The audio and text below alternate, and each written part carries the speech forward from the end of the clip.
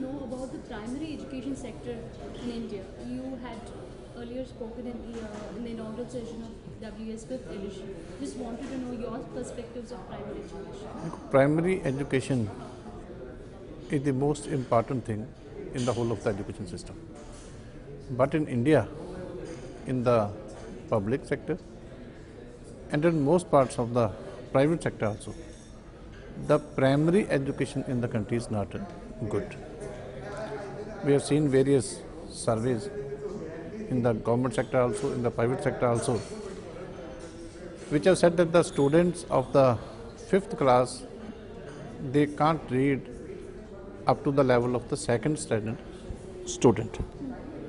So emphasis should be given on teacher training for improving the primary education in the country.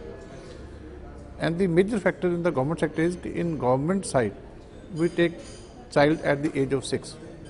As per the Right to Education Act, we admit the child at the age of 6. But in private sector, the child is admitted in the pre-primary classes at the age of 3 years. So one discussion is going on in the whole country, even the recent CAPE meeting at Delhi, which was held 2 days back. Most of the education ministers of the country, they wanted that we should also start admitting students at the age of 3. Because these 3 years are very important for learning languages. Child can learn so many things in these 3 years. So that will cover the gap. And secondly, the teacher training, that should be improved. All the institutes which are providing courses for teacher training, they should be more vigilant and strict guidelines should be issued so that they teach properly and we get better teachers in the times to come. So what is Punjab doing in the education sector? What kind of new innovations you are trying to bring in Punjab? We have done a study on the ground and first of all we are starting quality education in Punjab. For that we are starting teacher training at all the levels, at the primary level, at the secondary level, at the senior secondary level. And secondly, the other step to improve the quality, we have started special meritorious schools for all those students from the government schools who secure 80% marks. We have got 6 residential schools for those students, where they are given free education, free loading, boarding, everything. 80% and above, they are admitted on merit, and they are given education in the field of medical, non-medical and commerce. And I think the new model which the state government has started, it will prove very good for the children of the rural area and those students from the poor families. And what about the government, the central government's initiatives like Skilling India, basically, and Swachh Bharat? How it is implemented in your government, in the Punjab government? This is skill development is the need of the hour. Yeah. We have a very large workforce, but hardly we have 3 or 4% of the total workforce which is skill qualified. But in other countries like South Korea, they have crossed 90%. In Japan, in Germany, they have more than 70% of their workforce as trained workforce. But in India, we have very large population, but the trained workforce is roughly about 3-4%. So thanks to the Prime Minister that he has started a movement throughout the nation.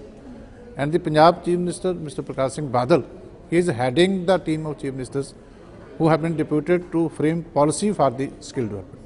So already in the state of Punjab, we have opened many new skill development centers.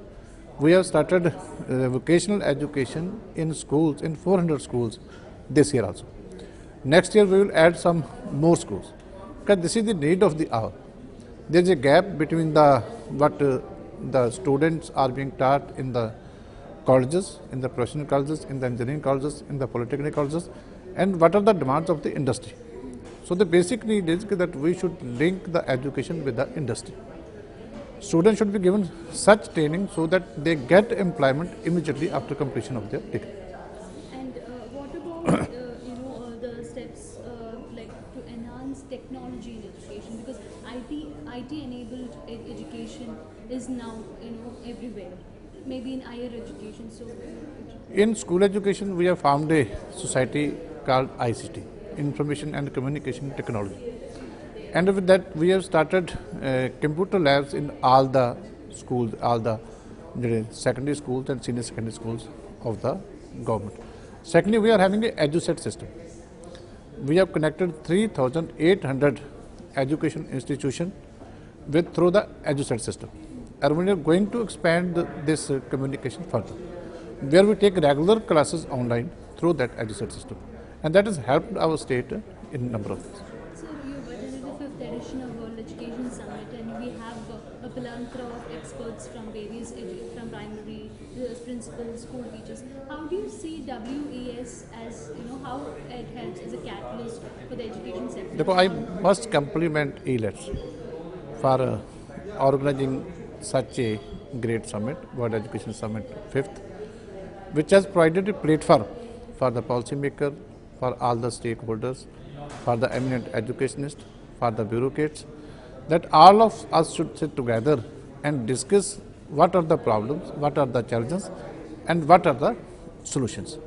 So there was a very free and frank discussion. There was a focus on the ground realities. And I think when things are discussed in this honest way, some solution definitely come out. Thank you. नहीं अच्छा हो गया वैसे